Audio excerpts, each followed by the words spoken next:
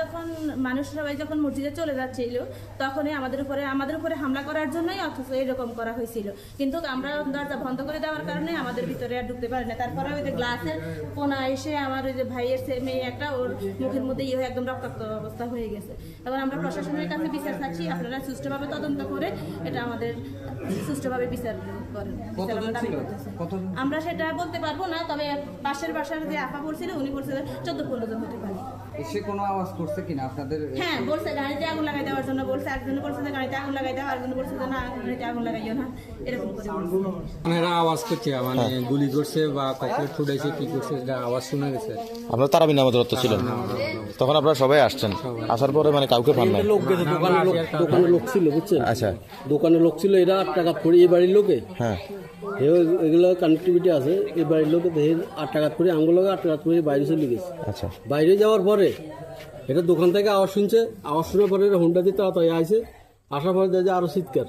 আমরা 14 আঘাত পরে শেষ করছি, এমন সময় একটা আওয়াজ পাইছি। আমরা মনে হচ্ছে আকাশে মেঘলা, তো আকাশ মেঘলা মনে হয় যেন আকাশে বিজলি টিজলি পাইছে এই আওয়াজ আর। পরে দিয়ে খোকনে বলতেছে ভাই ভাই আপনার বাইর গোলাগুলি হইতেছে, তাড়াতাড়ি বাইর দিকে যান। পরে আমরা উত্তর দিয়ে আসি, এই সময় তো এরা চলিয়ে গেছে পশ্চিম দিকে। এটা কার বাসা? এটা উনি কোন দেশে আছেন? আমেরিকা আছেন, আমেরিকা ফ্লোরিডাতে। আচ্ছা, উনি কি কোনো রাজনীতির সাথে জড়িত আছে বা কোনো? উনি সমাজসেবক, উনি মানুষের কোনো রাজনীতির সাথে জানো, উনি জনগণের সেবা করে, গরিব দুঃখী মানুষের মুখে 2 মুঠো ভাত তুলে দেওয়ার প্রচেষ্টা করে। পূর্ব শত্রুতা আছে কারোর সাথে? আমার দৃষ্টিকোণ থেকে ওনার কারোর শত্রুতা নাই। বা আপনাদের কোনো অনুমান হয় যে এরকম কোনো লোকজন আছে ওনার সাথে শত্রুতা আছে, পূর্ব শত্রুতা, তারা হামলা করছে বা এরকম কোনো ইনফরমেশন আসেনি? সন্দেহ কারো এখন পর্যন্ত আমাদের কাছে আসে নাই, তবে এখন আমাদের কাছে হয়তো আমাদের সিসি ক্যামেরা আছে, ভিডিও ফুটেজগুলো আমরা কালকে বের করলে বলতে পারবো এরা কারা।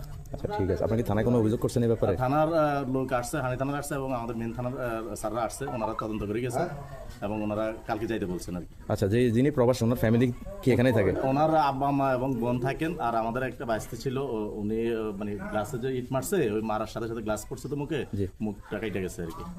ওনাকে হসপিটালাইজ করা হয়েছে? ফলের আর এখানে রক্ত এখনো ফ্লোরে পড়ে আছে।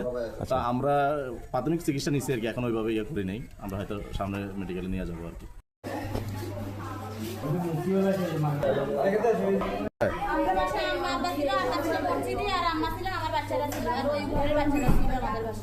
ইট পড়ছে কার গায়ে?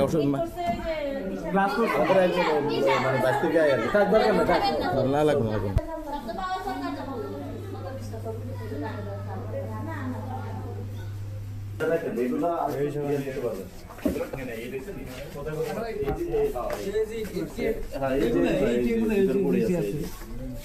এখানে মারছে এই যে